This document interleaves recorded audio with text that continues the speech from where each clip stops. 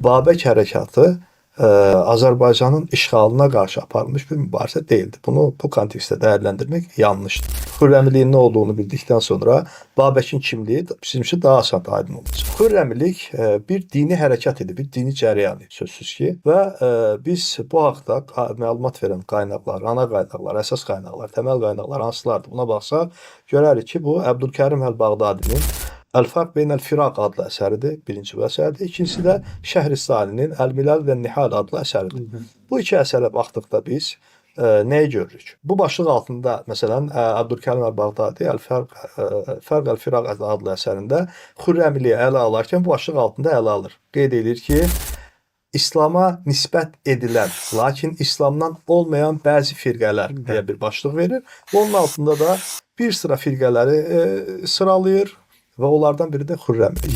İstisnasız, orta əsrlərdə yaşamış bütün müəlliflər istisnasız olaraq Xürrəmiliyi məcusiliyin, yəni zərdüştiliyin bir qolu olaraq təqdim edir.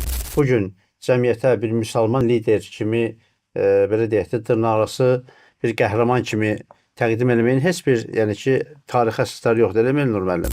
Xürrəmiliyi heç bir tarixi qaynaqda müsəlmanlığa, İslama aid edən heç bir müəllifə rast gələ bilməz. Dediyim kimi, bu iddiaları ortaya atan şəxslər təməl qaynaqlara müraciət edə biləcək bilgi potensialına da malik deyillər əslində. Malik olmayan insanlar, istər şiə olsun, istər sünni olsun və digər məzhəblər olsun. Məzhəbdən asılı olmayaraq. Bütün firaq tarixçiləri, məsələn, Nəvbəxti var, məzhəb olaraq şiədir. Onda Firaq-ı Şiədi adlı bir əsəri var. Şiə firqələri haqqında məlumat verir. O da Xürrəmilik haqqında hətta Bağdadidən daha sərt bir şəkildə lənətləyir. Bəli, deyir ki, bunlar məcusiliklər, Xürrəmilər və Babək Əl-Xürrəmi də bunların başçısıdır. İbn-i Nədim ən geniş məlumatı İbn-i Nədim Əl-Fihris adlı əsərində verir.